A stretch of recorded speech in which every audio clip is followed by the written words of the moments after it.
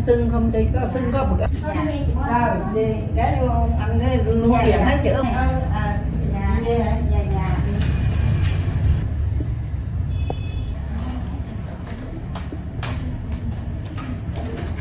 đẹp chưa?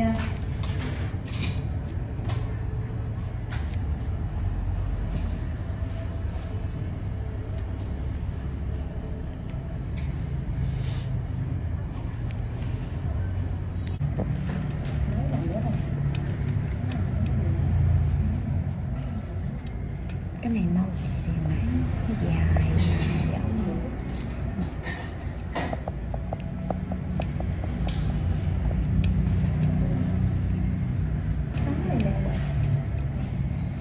đang kim tải cái này không chỉ cái này có tiền. Ô thiếu một cái đàn này mấy đứa, cho thêm một cái đàn nữa.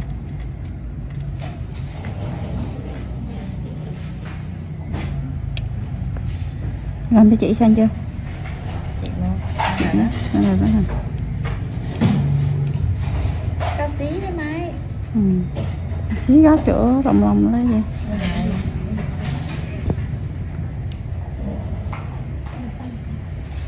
Đưa lên thêm xí nữa.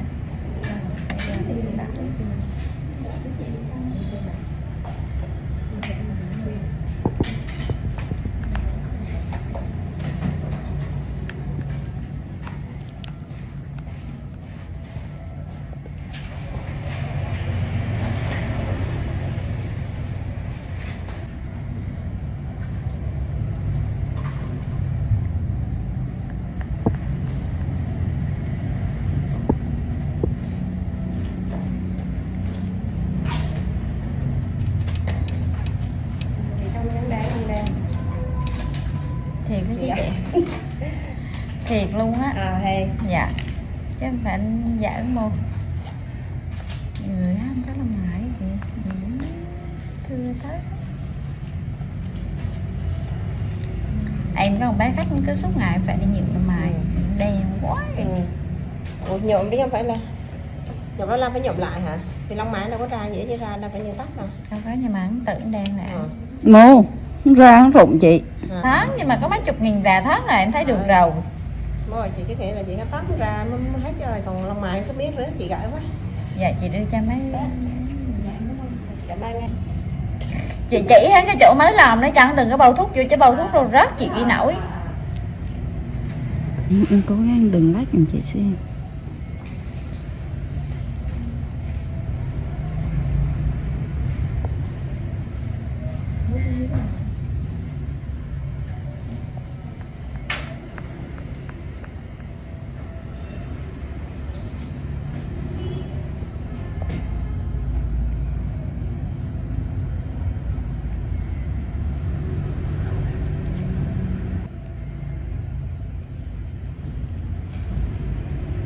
Không, đáp để bài cho cái cách lau cho nó sạch này.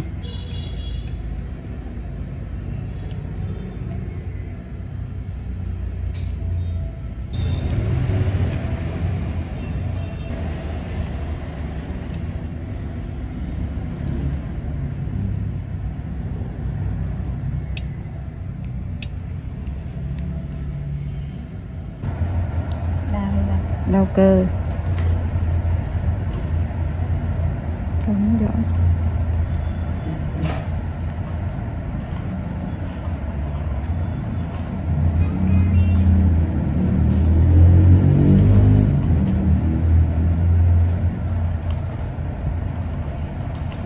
Đừng có nóng không? Không có nóng không? Không nóng. Hơi nóng không? Không nóng.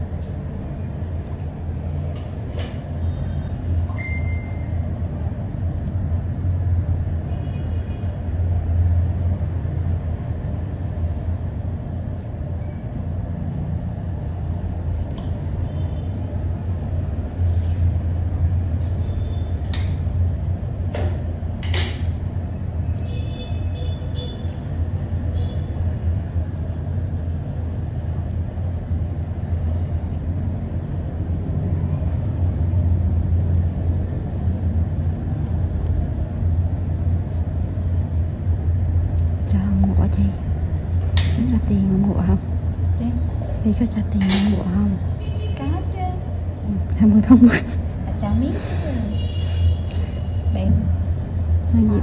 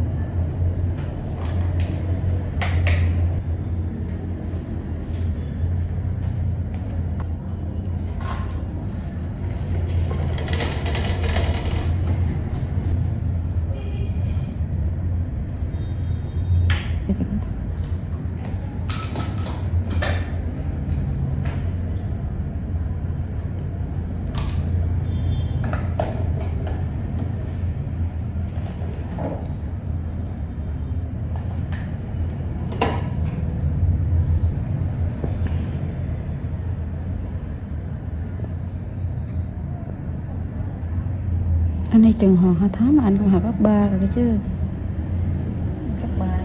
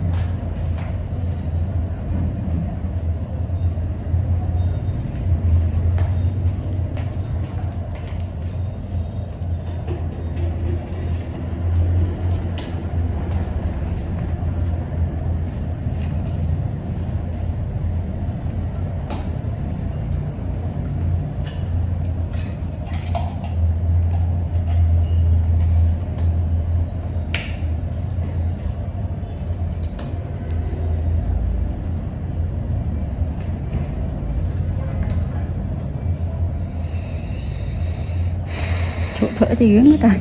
Kiếm bạc điều hòa chưa Kim? Bạc điều hòa chưa?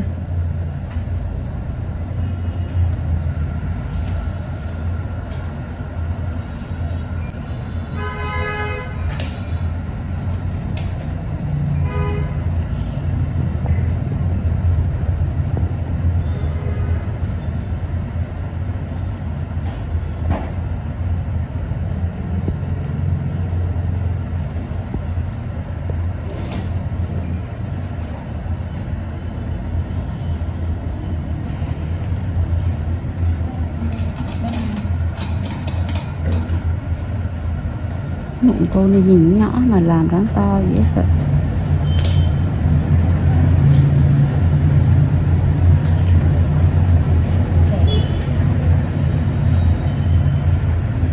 Vàng.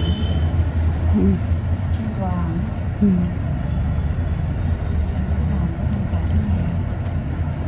Ừ.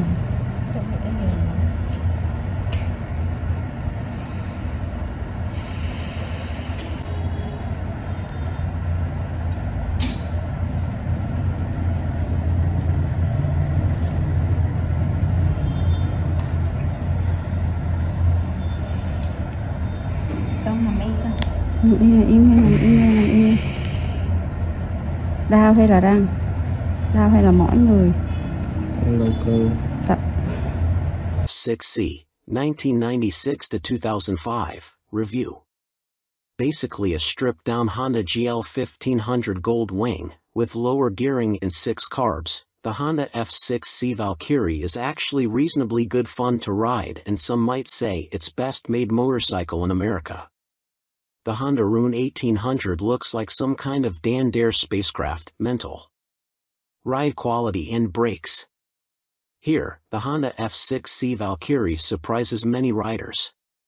So long as there's plenty of advanced planning, the motorcycle can be made to go around a corner fairly fast, for a cruiser, and still offers a luxurious ride on motorways. The Honda Rune 1800 is more ponderous, but then you'd want to travel slowly so people could stare for longer. The Honda Valkyrie's big problem for many cruiser riders is that it just isn't a V-twin. Instead, a burbling flat 6 Honda GL 1500 Gold Wing motor seems to sanitized for most, too damn quiet. Sure, the Honda F6C Valkyrie's 100 brake horsepower motor is enough to send the thing whizzing along in unfeasible speeds, but it's easily out-accelerated by the Triumph Rocket 3, any old Yamaha VMAX, and a whole boatload of rival power cruiser motorcycles these days. The Rune 1800 isn't really any faster. The Honda F6C Valkyrie rarely goes wrong, ever. It is a beautifully made motorcycle, with lavish chrome, thick paintwork and an engine that can cover 100,000 miles with basic oil/filter changes. The main problem with the motorcycle is keeping its hundreds of nooks and crannies clean. Double that cleaning time on the Honda Rune 1800. Our Honda Valkyrie FC6 owners' reviews show a very reliable bike, which is the norm for Hondas. For most of its life it was available as a personal import from the USA, and there aren't that many around, which keeps resale values high.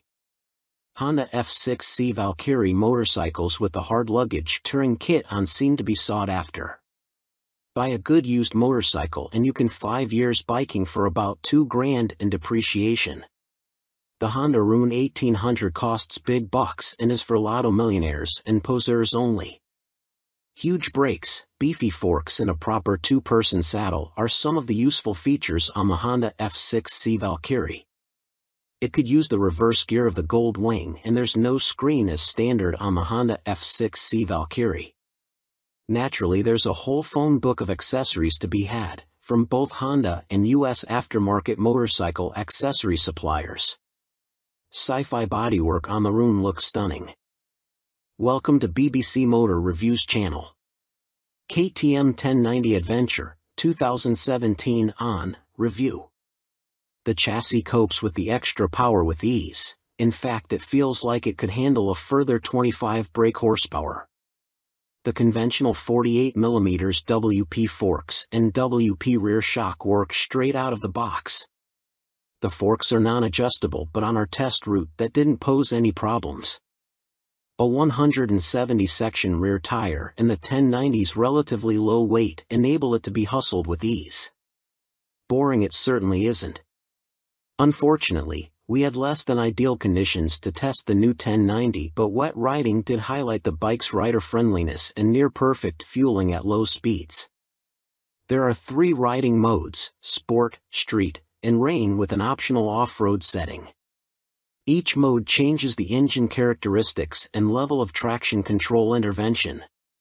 Although it's called the 1090, the engine is the same 1050 cubic centimeters motor as used in the outgoing 1050 Adventure.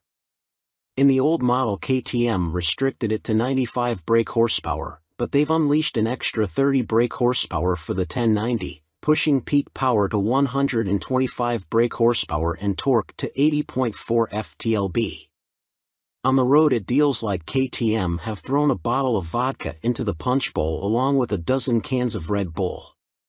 The 1090 is much livelier and more fun to ride, yet still has the ease of use of the original 1050. Confusingly, KTM also offer a 95 brake horsepower version of the 1090, which can then be restricted further to 47 brake horsepower for those on an A2 license. KTM's LC8 engine is a proven motor by now, with few problems to report, and KTM's Adventure family are well built. The 1090 Adventure comes in much cheaper than the more premium competition, without skimping on quality. The standard price of £11,299 is good value, although the bike we tested would have cost £12,800. As the 1090 is the baby of the adventure range, the spec doesn't quite match that of its bigger brothers, but you do get 3 riding modes as standard, sport, street and rain. An off-road setting can be unlocked with the optional off-road pack, £243.78. Traction control and ABS are standard but not lean sensitive, and the TC can't be deactivated on the move. Old-style clocks remain. Welcome to BBC Motor Reviews channel.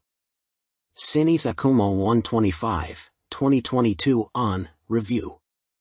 Priced at £2,599, the Akuma significantly undercuts the popular Honda MSX 125 Grom, which is its obvious target.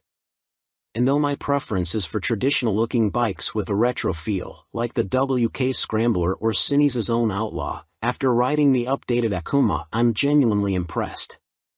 Ride quality and handling are altogether spot on, and though not the outright fastest, it's plenty quick enough.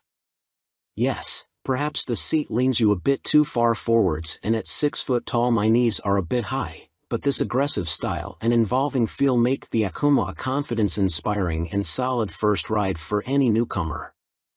If I wasn't a skint student on part-time wages, I'd buy one without a moment's hesitation. Can't say much more than that. For 2022, the Cines has larger 14 inches wheels, upgraded from the previous 12 inches. Still small, they improve handling and give a stable feel around corners, while still making the Akuma very agile at low speed and in close quarters. The handling is smooth too, thanks to the suspension and low center of gravity, and with the seat pushing you forwards you can really feel every inch the bike. Leaning forwards into corners and tucking in on the straights, the Akuma might be a modern monkey bike but rides like, well, a proper bike. They call it the Mini Monster, and it deserves the nickname, being a down-to-earth yet modern bike that both looks and rides the part. Being angled steeply forward means the seat does affect comfort, and with the abrupt shape of the tank you need to be gentle with the brakes. The Akuma is also very compact. It's physically smaller than my own WK Scrambler 50. However, although perhaps better suited to smaller riders, with its 820mm seat height, the Cines happily supports 6 feet of teenager. Both the front and rear brakes very good, and they're combined, which means the front is linked to the rear. There's no ABS, however.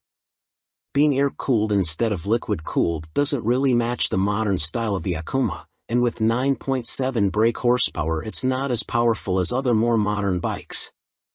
However, this also means welcome simplicity, and you'll get your money's worth of reliability. It's also fast enough. Accelerating sharply and with a more than adequate 67 miles per hour indicated top speed, the Akuma feels swift and has the smoothest, easiest gear change of any 125 cubic centimeters bike I've ridden. Most noticeable of all the Akuma's features is the 3-tiered exhaust. It's not just an eye-catching MV Augusta styling trick, but 3 fully functioning pipes that sound ace as well as looking great. With aggressive shapes, new blacked-out finishes, steel trellis frame, which is non-structural, and its raised tank giving the look of an arched back and so resembling a big cat, go on, imagine, riding the Akuma makes me feel like I stand out from the crowd. Which is important for the teenage market.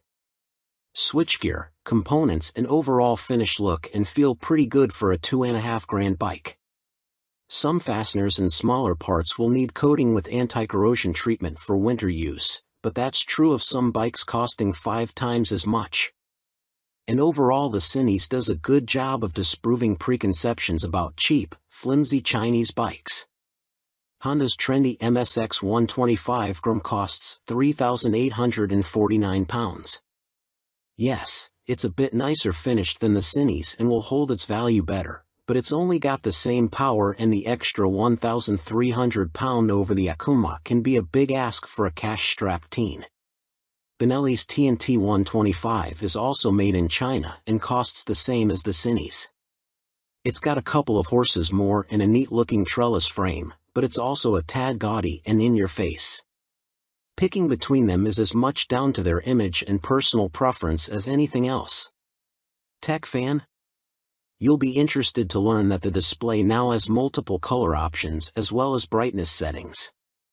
At first, I thought it was just another knick-knack, however it is helpful especially in changing weather or when looking through a tinted visor. And it's like socks with days of the week on, every day can be a new color. The display is also crystal clear and comes with a small array of function as expected: time, trip, odometer.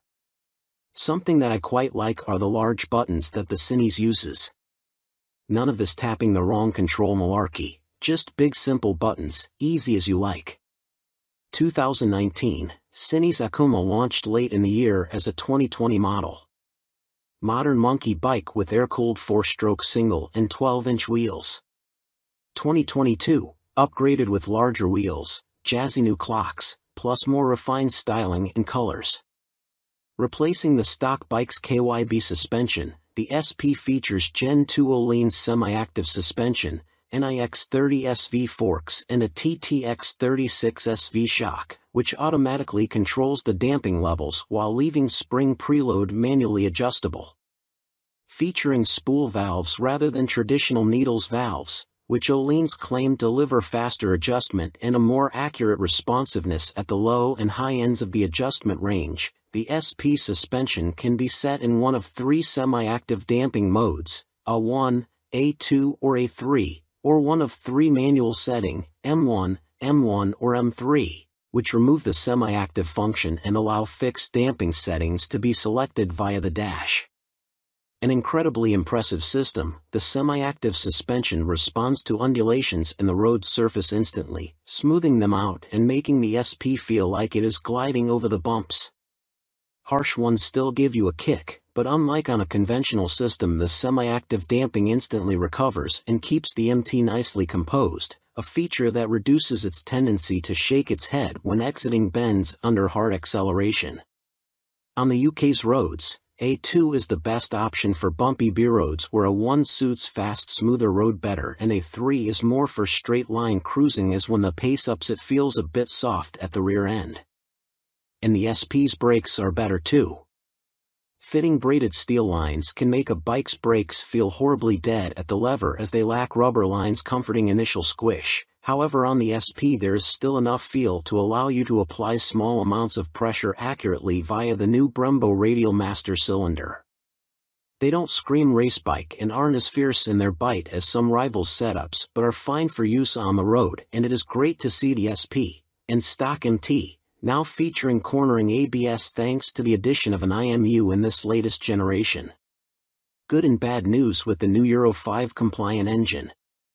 Starting with the good, thanks to the revised fuel injection system, the throttle response is now smooth. In B mode, A mode is still a bit too aggressive for road use, and the crossplane's enhanced mid-range surge of power is staggering, as is the wonderful offbeat sound, which has been tuned through a new intake system and feel.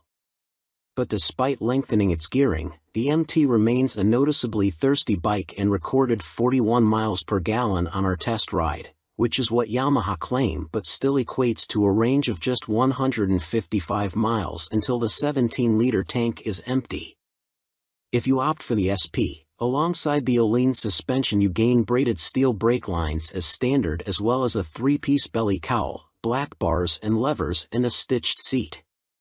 Unlike the stock bike, which comes in 3 color options, cyan, blue and black, the SP is only available in Icon Performance, and it also features a polished metal finish on its swing arm where the stock bike has a black painted one.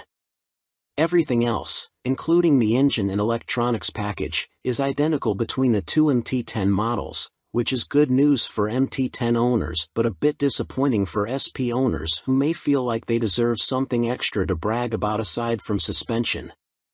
Which brings up the question of price. The MT10 SP costs £2,500 more than the stock MT10 at £16,000, which is tantalizingly close, especially when you look at a finance package. On a PCP deal after a £3,000 area deposit, you are looking at paying about £35 a month more for the SP when compared to the stock bike. That's about the price of a takeaway meal for 2 every month, which seems a small sacrifice to gain that all-important Öhlins bling. In terms of running costs, both the SP and stock MT10 have the same poor fuel economy and cost roughly the same to insure and service, so that's not a factor in ownership, and the SP should hold its residual value a bit better. How does it stack up against its rivals? Very well. The SP is £16,000, where a Ducati Street Fighter V4 is £19,551, or £21,651 in S-Guise with semi-active suspension. The Aprilia Tuono V4 factory is £16,900, the KTM Super Duke EVO £17,899, Triumph Speed Triple 1200 RS £15,500, which lacks semi-active suspension, and the Kawasaki ZH2 SE £19,079. Sharing the same tech package as the stock MT, the SP is no less impressive when it comes to its safety assists. Thanks to a 6-axis IMU, you get cornering ABS and TC as well as slide control and anti-wheelie that sit alongside an up/down shifter, engine braking control, cruise control and variable power modes, all of which are controlled via the new 4.2-inch color TFT dash, which lacks connectivity. While the electronics perform faultlessly, and the quickshifter is excellent, it is tricky to see which of the various acronyms you are selecting should you wish to tweak their. Welcome to BBC Motor Reviews channel. Triumph Rocket 3, 2020 on review. Suspension, steering and stopping are all worlds ahead of the previous Rocket 3. And as a result it now feels like a laughably large but comprehensively capable motorcycle, rather than a cartoon cruiser caricature. Related, 2020 Triumph Rocket 3 TFC news on MCN. First impressions might be dominated by the Rocket's vast proportions and the curiosity factor of cramming a motor larger than a typical family car between two wheels, but after a day spent studying the quality details, experiencing the meticulously managed power and appreciating the enormous improvements in refinement, you walk away feeling thoroughly impressed. The new Rocket 3 is exciting, eye-catching, attention-grabbing and pulse-raising, yet avoids straying into feeling frivolous, ridiculous, or pointless. Forget the previous Triumph Rocket 3's cumbersome bulk, heavy-handed handling, basic running gear and Romanesque name badge. The new Rocket 3's chassis is totally different. A cast aluminium spine frame replaces the old twin steel tubes, helping contribute to an incredible 40 kilograms saving over the previous bike, while steering geometry is sharper and the wheelbase is shorter. As a result, the Rocket now has a proper appetite for corners the old bike couldn't dream of. Turn-in is easy, holding a line mid-corner needs little inside bar pressure, and flick-flacking from full lean left to right, and still ending up where you intended, is absurdly accurate for a bike with a fueled weight north of 320 kilograms. Suspension is by Showa, with 47mm adjustable upside-down forks up front, and an adjustable monoshock monitoring the shaft drive. No electronic adjustment though, the clickers are all manual. The front's set pretty firm, meaning you can haul hard on the flagship Brembo Stylema front brakes. Even the rear brake is a 4-pot radially mounted caliper, to generate huge stopping force without the bike trying to tie itself in knots. Ride quality is generally good, though the short travel shock, just 107mm, has to work hard and can feel bouncy. Drive hard and you can clearly feel the rear end of the bike jack up though, a result of the torque reaction from the shaft drive being unchecked by any kind of parallelogram setup. The Rocket 3 comes in two flavors, Roadster R and Touring GT, with the main difference being riding position. The R has a higher seat, mid-set foot pegs and narrower bars, giving a more aggressive Street Fighter stance, while the GT's lower seat, feet-forward controls and wider, higher bars give a relaxed, cruiser feel. Everything is transferable between the bikes, meaning you can create whatever kind of muscle-power touring cruiser you like. Into the bin goes the Rocket 3's 2,294 cubic centimeters triple, replaced by this all-new, gruntier, smoother, cleaner, stronger and smaller 2,458 cubic centimeters engine. Huge 110.2 mm pistons eclipse the old 101.6 mm items, while stroke is significantly reduced, down from 94.3 to 85.9 mm, allowing Triumph to make a shorter motor. Peak torque is identical to the previous Rocket 3 Roadster, at 163 lb-ft, but the new motor holds onto that grunt for longer as revs climb. Where the previous Rocket's torque curve fell away sharply above 2,500 rpm, the new motor has a much fatter, flatter delivery. As a result, headline power is up to 165 brake horsepower. But as ludicrous as that might sound, the reality is that it's immensely easy to use. All that prodigious power is carefully controlled by the ride-by-wire throttle and predictive, lean-sensitive traction control, while output is restricted in lower gears and top speed is electronically limited to 138 miles per hour. It's a beast, but one of those big, fluffy, gentle, cuddly chaps from a Disney film. The colossal torque spread means you can ride it however you like. Plunk it in one gear and dip into the immense grunt from 2,500 to 5,500 rpm if you're feeling lazy, or chase the 7,000 rpm redline and work the new sweet-shifting 6-speed gearbox for maximum thrills. There's even an optional 2-way quickshifter in Triumph's accessory catalog, if you like changing clutchlessly. It's a completely new machine from nose to tail, so only time and miles will deliver a verdict on reliability. Service intervals are set at a car like 10,000 miles, suggesting the motor is in a fairly mild state of tune and Triumph have confidence in it. Looking over the bike in the metal, everything appears high quality, as you'd expect for 20,000 pounds. The exhaust headers are a particular highlight, the welds look neat, while the hydroformed curves are apparently a huge pain to produce. Everything seems tucked away neatly, there are no vulgar cables or hoses dangling about anywhere, and wiring runs inside the handlebars. Details like the Monza-style petrol, coolant and oil filler caps are pleasing, while the clever flip-out pillion pegs are a neat design. Our Triumph Rocket 3 owners' reviews show there have been some issues for some buyers, in particular corrosion, electrical and mechanical problems. Seemingly the rear brake can often stop working, for example, and needs attention from a dealer. Have a good read through before going for a test ride. Clearly it's not a cheap bike, though an ultra-capacity extreme muscle cruiser never was going to be. The Rocket 3R is 19,500 pounds on the road, that includes almost all the gadgets, apart from the 2-way quickshifter and the heated grips. The GT version, which includes the heated grips, a fly screen and a pillion backrest, is 20,200 pounds. Both are roughly on a par with Ducati's Diavel 1260S, 20,041 pounds. A Harley-Davidson Fat Bob 114 starts at 15,825 pounds, but doesn't have a fraction of the Triumph's tech, torque, pose or poise. If you want to go properly left field, a Moto Guzzi MGX21 is 19,999 pounds. Running costs probably won't be any kinder on the wallet. Triumph claimed the motor returns 41 miles per gallon, but our test ride suggests it's closer to 35 miles per gallon. That 240 section, 16-inch rear tire isn't cheap either. Sign picking the bike up in March I have had a headlight replaced under warranty, main beam sticking on, and the second which has really put me off was the rear brake losing all braking power.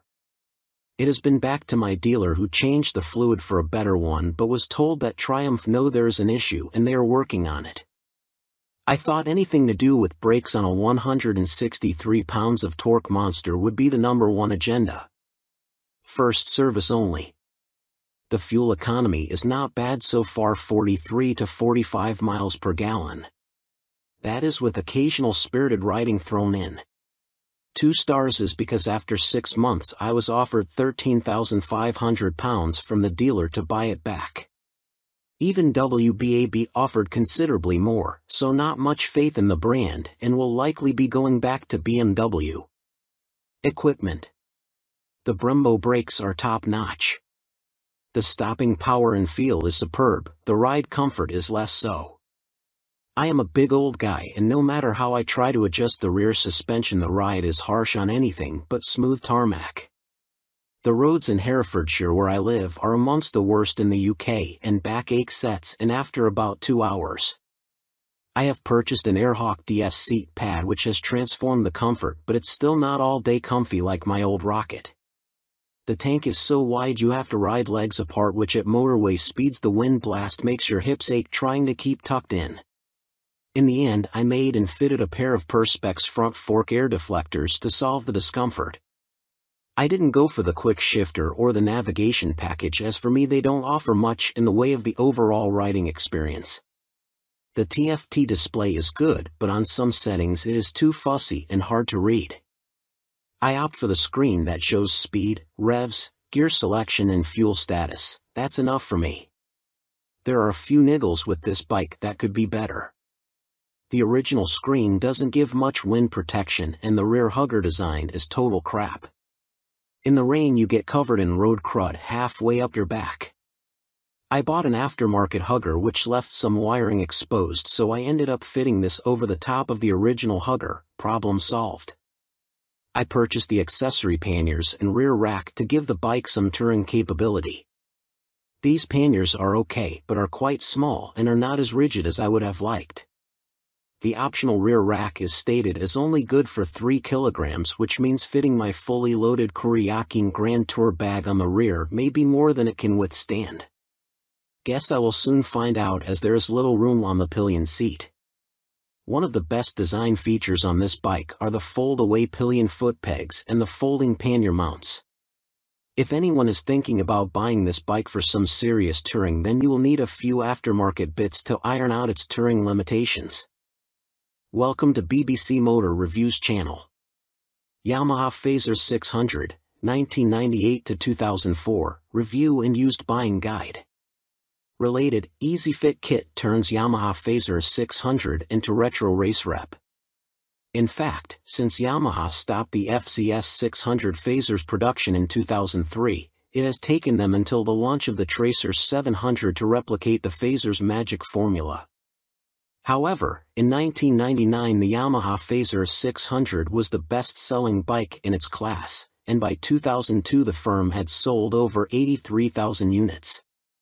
There is a reason the Yamaha Phaser has such a strong following. As soon as its wheels start to turn you are right at home. It is ease personified, and most of this warm feeling comes from the wonderful motor. With the Phaser, Yamaha got the basics right, and that's what makes it such a great bike. The tank range is long, the seat comfortable, the fairing effective, the brake sharp and the motor strong in the mid-range and extremely reliable. The suspension may be a bit baggy, but if that's the Yamaha Phaser's only real fault 22 years after it was launched, then that's not bad going. Useful Yamaha Phaser 600 specialists include www.foc-u.co.uk and yamahaclub.com.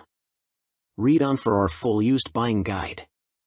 Ride quality and brakes. Launch impressions. When you push the Yamaha Phaser 600 to the limit, which is easy with those blue dot or 1 brakes up front, it dives a little bit and loads up the front end. It waggles a bit, but the handling is generally confidence-inspiring, and if you take it steady you could ride to Budapest on a Yamaha FZS 600 Phaser and feel no severe aches or pains. Yamaha Phaser 600, what does it ride like now? With limited suspension adjustment, post-2000 models have variable damping in their forks. The Yamaha Phaser is a bit wobbly in the corners, and the Sumitomo calipers shared with the R1 quickly overwhelm the forks when you brake hard. But where on some bikes this is an annoyance, on the Phaser it makes you giggle and adds to the amusement factor. There's just under 100 brake horsepower in the Yamaha FZS 600 Phaser's detuned Thundercat 600 cubic centimeters, 4-cylinder engine, and that's plenty for backroad fun, as well as motorway commuting if needs be.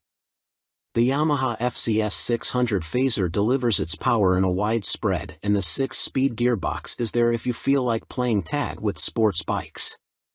Yamaha Phaser 600. What's the drivetrain like now?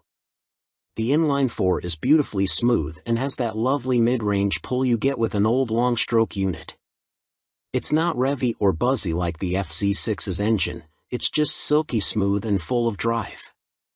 The gearbox may be showing its age, the linkage is notoriously sloppy when worn, but it clunks into gear with a reassuringly solid feel, and the bike is more than happy to break the national speed limit when asked. The Yamaha Phaser is a fairly well-made motorcycle, and except for the black painted downpipes rotting away, or the brake calipers seizing up, the Yamaha Phaser doesn't suffer big problems. It can rack up very high miles with regular servicing. Apart from its thirst for fuel, it would make a great dispatcher's motorcycle. Yamaha Phaser 600 reliability. We've got a whopping 52 Yamaha Phaser 600 owners reviews on the site, and the bike scores 4.6 stars out of 5 overall, with the same score for build quality and reliability. This is an incredibly high score, meaning it's safe to say you can depend on the Phaser 600. Minor issues include the Phaser lacking more modern equipment such as more electronics, but this is an old bike now. You can't expect the world. Its value more than matches its spec. Yamaha Phaser 600 common problems. Early ignition barrels aren't very strong. Check it works smoothly and that the ignition key works the fuel cap and seat lock. The headlight bracket bends if the bike is in an accident and few people replace it, so always check the fairing looks square on the bike.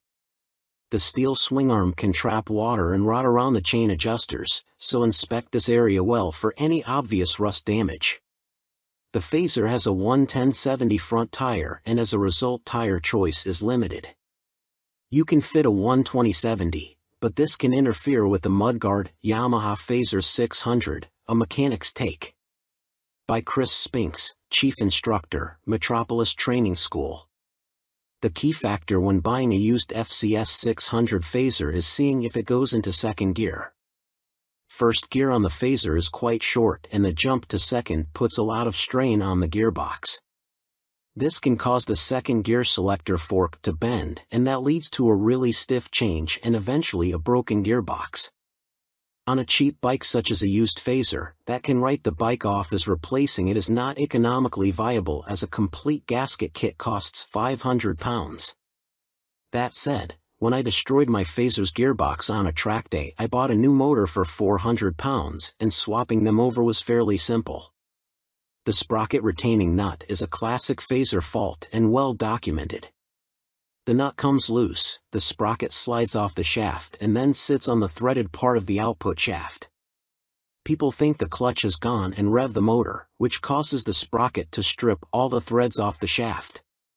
You can slide the sprocket back on and spot weld it in place, but you need to be careful not to overheat the seals. As long as you fit the nut correctly using the locking washer, you should be fine, although Yamaha did release a deeper threaded nut and this sorts the issue. The lights on the Phaser are poor, but on the 1998-9 model the bulb vibrates and creates a white powder that fills up the lenses. This is impossible to remove and makes the light even worse. Some owners change the lume to convert the Phaser to twin headlights, which is very easy, but you need to tilt the main beam down or it will fail an MOT. After 15,000 miles the shock will be duff. I'd recommend getting the forks rebuilt and buying an aftermarket shock. Don't be tempted to go for stiff fork springs. I've found softer ones works better. When it comes to the finish, the paint likes to flake off from the engine's fins, so don't jet wash the engine, and check the downpipes. The motor is totally bulletproof, but the cam chain tensioner can need changing and it is a nightmare to get to. At the end of the day, a well-looked-after Phaser is a brilliant buy and totally reliable. At the training school we would see them cover over 65,000 trouble-free miles with only oil changes. Extrema Makeover, Aprilia put the RS660 on a diet for a limited edition focused model. Alongside the surprise launch of their 2023 BX450, Bimota have shed more light on supercharged Tessie Tourer currently in development. Now officially called the Terra, we first caught glimpse of the bike as a basic design sketch at the 2021 EICMA show, with a spokesperson for the Rimini firm later confirming to MCN that it would be powered by the 4-cylinder motor found in Kawasaki's Ninja H2SX range. Never before have Bimota been present in this market segment, Bimota COO, Pierluigi Marconi, said in a statement. No one has this much fun and function in one package. The Terra is an attention grabber that will act like a halo for Bimota by attracting further consumer attention to our impressive vehicle lineup, he continued. Although details remain scarce, Bimota have gone into some depth on the new steering system, which sits diagonally between a front subframe and the front wheel. There are no front forks like a conventional motorcycle, which should aid front-end stability and the ability to trail brake into a corner. This is because braking forces are kept away from the front suspension, leaving it free to deal with bumps in the road. These systems can reduce front-end feel though. Until now, Tessies were only made for the sports segment, Marconi told MCN at EICMA 2021, we'd like to put the Tessie name to adventurers, tourers, and bikes like that. Our philosophy is to have 2 lines of bikes, he added. One is the Tessie line and one is for more traditional models. We like to follow the 2 concepts, because although a Tessie chassis has a lot of advantages, for some riders it is still too much of a novelty. Alongside the funny front end, Bimota have also confirmed that the Terra will receive semi-active suspension developed in partnership with Marzocchi. The ride height can also be adjusted either manually or electronically by 30 mm. Also expect to find 5-spoke forged alloy wheels too, which should help to keep unsprung mass down. It went from first sketch to full-size model in few months using computer-aided design, Marconi continued. You ride some bikes because you have to, but you ride these Bimota because you want to. Terra will appeal to enthusiasts of all ages because the design draws you in, and the performance keeps you there. Superior performance. Brough Step Up Aston Martin partnership with more powerful AMB 001 Pro. Luxury boutique brand Brough Superior have once again teamed up with supercar experts Aston Martin to create yet another outrageous, limited-run track day machine. The AMB 001 Pro made its debut at the EICMA trade show in Milan and follows in the footsteps of the first-generation €98,000 AMB 001. Which entered the public consciousness back in autumn 2019 and has since sold out. The standard track-only 001 features a turbocharged 997 cubic centimeters liquid-cooled V-twin engine that sits as a stressed member in the chassis. The 175 kilograms, dry, Pro uses a CNC machine version of this unit as a stressed member with a claimed 25% increase in power to 221.9 brake horsepower. There's also carbon fiber bodywork said to be inspired by Aston Martin's 1,000 brake horsepower Cosworth-built 6.5-liter V12 Valkyrie AMR Pro hypercar. The success of its predecessor, coupled with the incredible Aston Martin Valkyrie AMR Pro, inspired us to get together again to create a new superbike, one that we know will excite our customers, Brough Superior CEO Thierry Henriette said. We are particularly proud of the new engine type, with a crankcase fully machined from solid billet aluminium, which is a unique feature for a production motorcycle.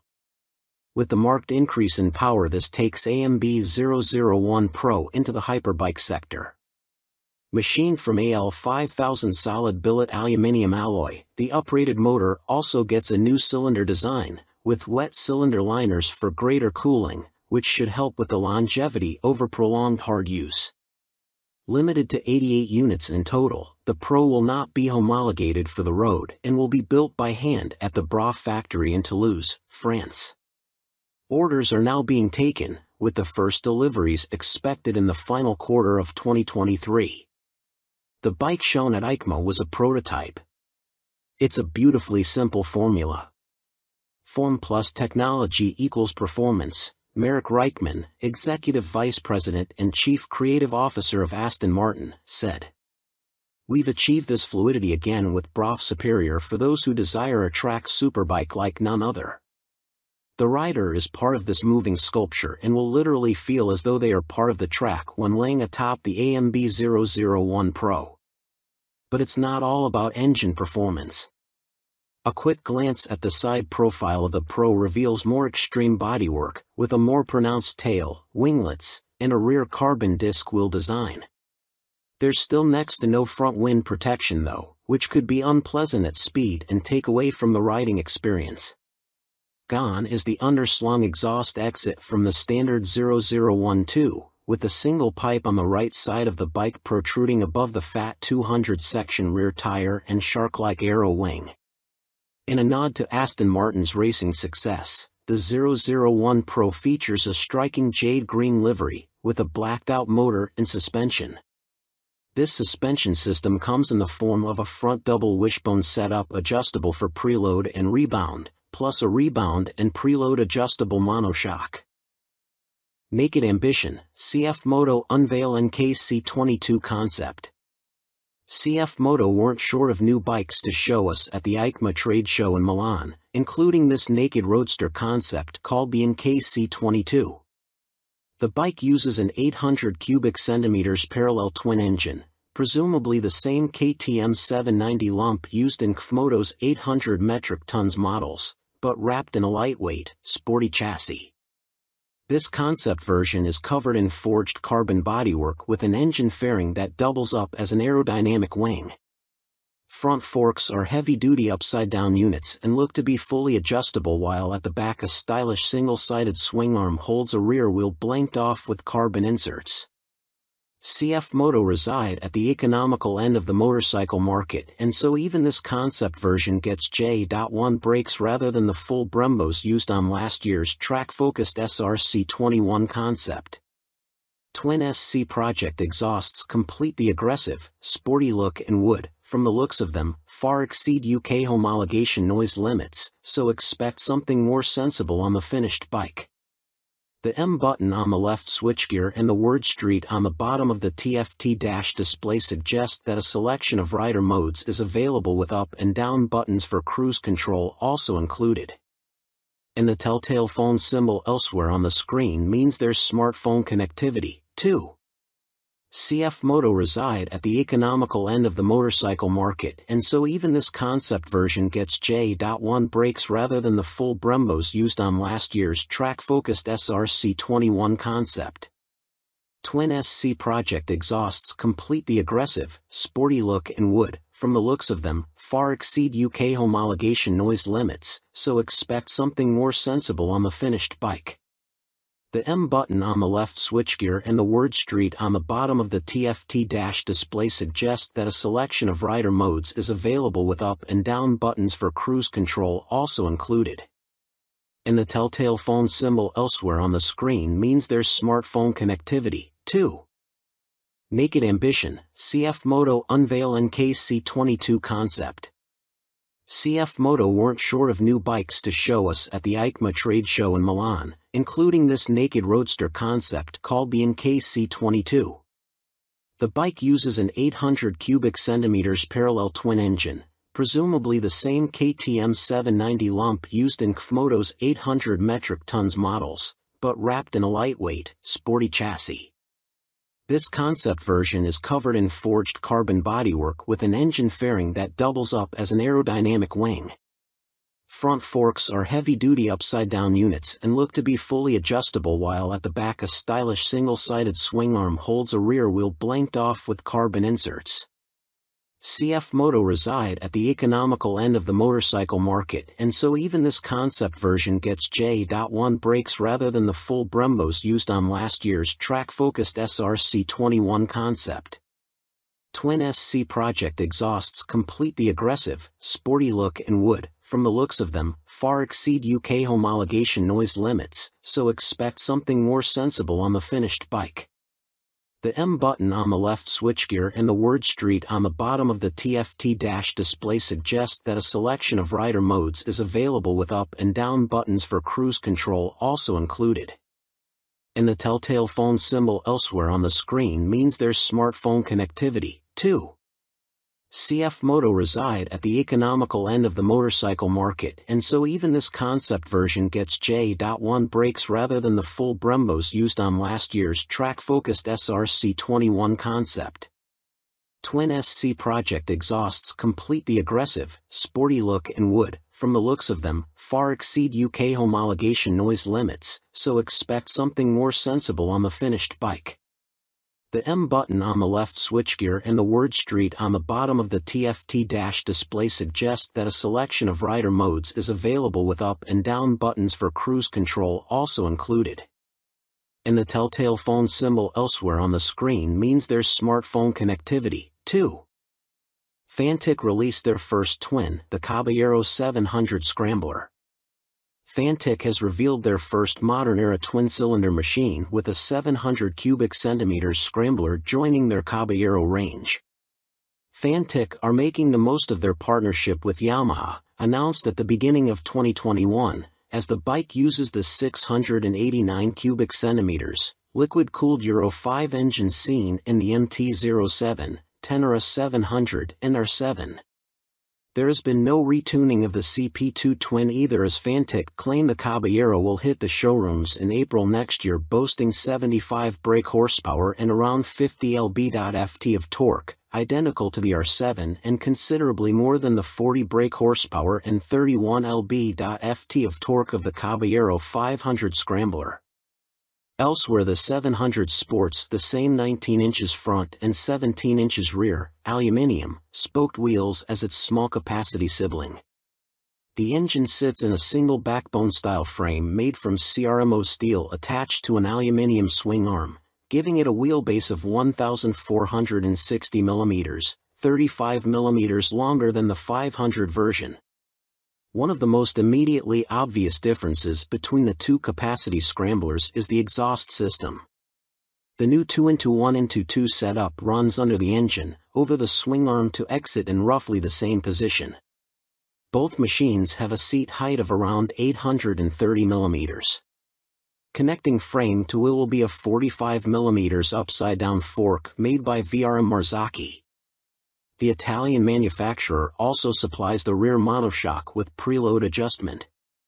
Brembo is the manufacturer of choice for the calipers, with a 4-piston unit gripping the 330 mm front disc and a 2-piston, 245 mm setup on the rear. In another first for Fantic, cornering ABS will be standard on the 700. The system will sense the bike's lean angle and fine-tune the braking response accordingly.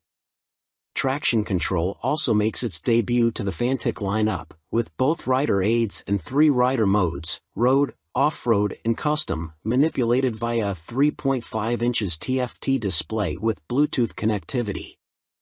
A 14-liter fuel tank may be a little on the small side, although the claimed 180 kilograms curb weight should prove competitive when it comes to commuting or a bit of backlane scratching.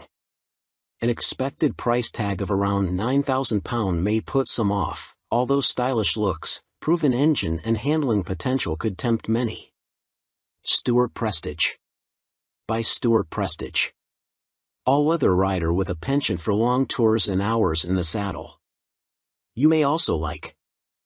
Honda released £30,000 limited edition McGuinness 100th TT Start Replica Fireblade SP. Who do you think you are, John McGuinness?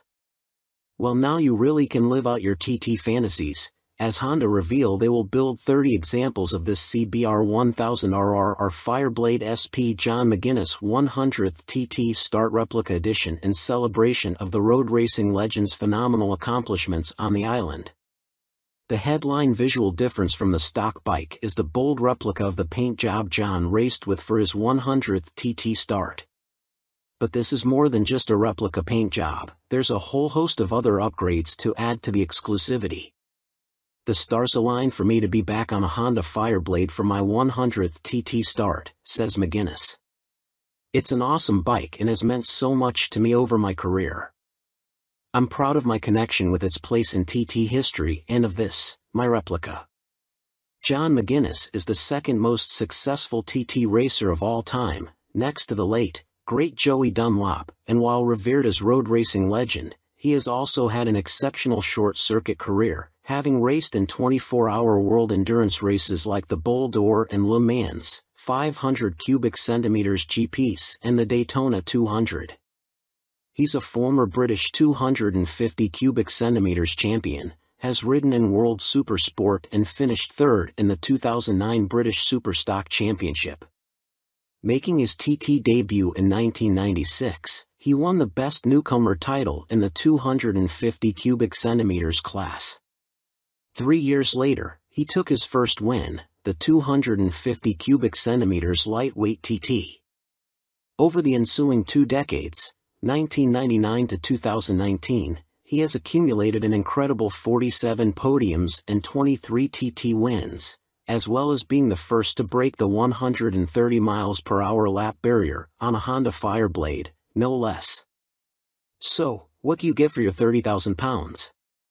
In addition to the already high spec of the CBR 1000RR Fireblade SP which underpins the replica, the limited edition blade gets a full replica paint job incorporating gold detailing and a film strip showing all of John's TT starts on Hondas. Unsurprisingly, this is where it deviates from his actual race bike, which also pictured his TTs on other manufacturers' bikes, and 100th Start sponsor logos. There are gold wheel stripes, an individually numbered plaque on the headstock, genuine Honda carbon fiber front mudguard and carbon rear hugger, or rear seat cowl and tall screen, and Metzeler Racetech RR tires. On startup there's a Ring of Fire screen animation as the display loads, and 30th anniversary logos on the smart key and laser engraved on the Akrapovic muffler, marking the machine's special place in Honda history. And to cap it all, there's John's signature on the airbox cover. Honda are even offering the opportunity for a personal handover from John McGuinness MBE himself, at Honda Racing UK in Louth. If that's not enough, you'll also get a custom Fireblade garage mat, genuine Honda accessories indoor bike cover, 3D laser engraved crystal featuring a design of the John McGuinness 100th Start replica. All inquiries and orders for the John McGuinness CBR 1000RR Fireblade SP 100th Start replica are to be via the Honda dealer network, and if you want to see one in the flesh, it will be on display on the Honda stand throughout Motorcycle Live at the NEC from November 19th to 27th. Fantic released their first twin, the Caballero 700 Scrambler. Fantic has revealed their first modern-era twin-cylinder machine with a 700 cubic centimeters Scrambler joining their Caballero range. Fantic are making the most of their partnership with Yamaha, announced at the beginning of 2021, as the bike uses the 689 cubic centimeters, liquid-cooled Euro 5 engine seen in the MT-07, Tenere 700 and R7. There has been no retuning of the CP2 twin either, as Fantic claim the Caballero will hit the showrooms in April next year, boasting 75 brake horsepower and around 50 lb-ft of torque, identical to the R7 and considerably more than the 40 brake horsepower and 31 lb-ft of torque of the Caballero 500 Scrambler. Elsewhere the 700 sports the same 19 inches front and 17 inches rear, aluminium, spoked wheels as its small-capacity sibling. The engine sits in a single backbone-style frame made from CRMO steel attached to an aluminium swing arm, giving it a wheelbase of 1,460 mm, 35 mm longer than the 500 version. One of the most immediately obvious differences between the two capacity scramblers is the exhaust system. The new 2-into-1-into-2 setup runs under the engine, over the swing arm to exit in roughly the same position. Both machines have a seat height of around 830 mm. Connecting frame to wheel will be a 45 mm upside-down fork made by VRM Marzocchi. The Italian manufacturer also supplies the rear monoshock with preload adjustment. Brembo is the manufacturer of choice for the calipers, with a 4-piston unit gripping the 330 mm front disc and a 2-piston, 245 mm setup on the rear. In another first for Fantic, cornering ABS will be standard on the 700. The system will sense the bike's lean angle and fine-tune the braking response accordingly. Traction control also makes its debut to the Fantic lineup, with both rider aids and 3 rider modes, road, off-road and custom, manipulated via a 3.5 inches TFT display with Bluetooth connectivity. A 14-liter fuel tank may be a little on the small side, although the claimed 180 kilograms curb weight should prove competitive when it comes to commuting or a bit of backlane scratching. An expected price tag of around £9,000 may put some off, although stylish looks, proven engine and handling potential could tempt many. Stewart Prestige. By Stewart Prestige. All-weather rider with a penchant for long tours and hours in the saddle. You may also like 70s Superbike Stunner, MV Agusta Super Veloce 1000 Serie Oro. MV Agusta may not have been directly participating in the EICMA show in Milan last week, but it didn't stop them stealing the headlines with this stunning Super Veloce Serie Oro. The carbon-clad superbike uses the Brute Ale 1000RR as a base, meaning the same 998 cubic centimeters inline-4 producing a claimed 209.1 brake horsepower with a race kit installed. Inside this motor, you'll find a countershaft that rotates at twice the speed of the primary drive shaft with the aim of reducing vibrations and promoting faster cornering.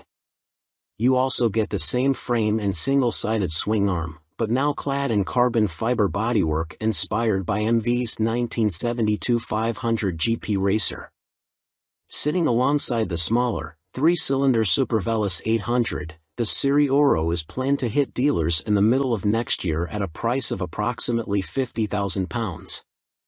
In total, 40 elements of the bike are finished in carbon fiber, including a set of winglets that MV claim produce 39.2 kilograms of downforce at 199 miles per hour. You also get carbon fiber disc brake covers, which attempt to pay tribute to the drum brakes of old whilst also cooling the calipers, essential on a bike capable of such high speeds. MV Agusta also claim the design allows air to flow around the brakes towards the coolant and oil radiators for better temperature control. There are air vents along the carbon fairings, too. Despite the superbike credentials, the Serie Oro has deliberately been made more comfortable and less extreme than traditional circuit stars, and it features electronically adjustable Öhlins NIX forks for a high-quality ride. They are matched to an Öhlins TTX rear shock, which bolts directly to the swing arm. As you'd expect for a bike of this caliber, stopping power comes from premium Brembo Stylema monoblock calipers, which bite onto chunky front 320mm discs. You also get 5-spoke forged aluminium rims, and 4 under-seat exhausts, just unlike the company's landmark F4. In addition, there's a suite of lean-sensitive electronics, plus a 5.5 inches TFT color dash to control them, with the added option of mobile connectivity. Dan Sutherland. By Dan Sutherland. News editor, sports bike nut, and racing fan. You may also like Vmoto range grows, Super Soco owners launch 3 new urban models at EICMA 2022. Electric scooter manufacturer Vmoto, parent company of Super Soco, have had a busy year, releasing 3 new models at EICMA, including the 125 cubic centimeters comparable e-bike, the Vmoto Soco Stash. The release of the production model comes just a year after the unveiling of the prototype, with the bike so named due to its multifunctional storage compartment, housed in the fuel tank, large enough for a full-face helmet or other accessories. At its heart is an electric motor producing an average 8 kilowatts with a peak of 15 kilowatts. This propels the Vmoto Stash to a top speed of 75 miles per hour when the boost is deployed. 68 miles per hour is on tap without the boost. A 72V removable battery provides the juice and can be charged using a fast charger in a conventional 3-pin plug in 3.5 hours. Charging without the fast charger will take between 5 and 6 hours. No range specifications have been released, but expect it to have the same 30-mile capacity of the Super Soco TS Street Hunter, which has the same top speed capability. A newly designed swing arm pivots off a solid, lightweight frame, driving a 17-inch rear wheel. A 17-incher is also fitted on the front and ABS disc braking is standard. A relatively tall seat height of 830 mm awaits the rider, and the Stash has a curb weight of 143 kilograms. The company also unveiled their first dirt bike-style machine, which weighs in at just 84 kilograms. The machine comes in two models, the Vmoto On-R, which comes with road tires, or the OFFR, which is equipped with knoblet tires. The On-R/OFFR can be set up in either L1 configuration, comparable to a 50 cubic centimeters machine, or L3, which mimics a 125 cubic centimeters. In the L3 iteration, the bike can reach speeds topping 50 miles per hour, while the L1 configuration limits the top end to just under 30 miles per hour. Vmoto claim a range of up to 90 miles with recharge times taking 2 hours for the L1 configuration and 3 hours for the speedier L3. A die-cast aluminium frame cradles the 8 kilowatts motor, producing a claimed 190 feet per pound of instant torque. A swing arm with a single rear damper secures the belt-driven, rear-spoked wheel. No retail price has been provided. The Vmoto Soco F01 scooter is, technically speaking, not a new bike, as it was available as part of a commercial fleet, but now will be available to the general public, the company also announced at EICMA. The urban commuter will, like the On/OFFR models, will be available as an L1 or L3 configuration. A 2 kilowatts or 4 kilowatts, L1 and L3, motor will get the rider up to a maximum speed of 27 miles per hour for the L1 and 45 miles per hour for the L3 model. Vmoto claim a range of between 50 and 60 miles dependent upon the setup and riding style. The charging time of the removable battery is 3.5 hours with a fast charger using a domestic 3-pin plug, or 6 hours without the fast charger. Coming in at 110 kilograms with a seat height of 855 mm, the F01 should prove a popular choice for city transportation. The F01 will be available in white, light or dark blue, red and black.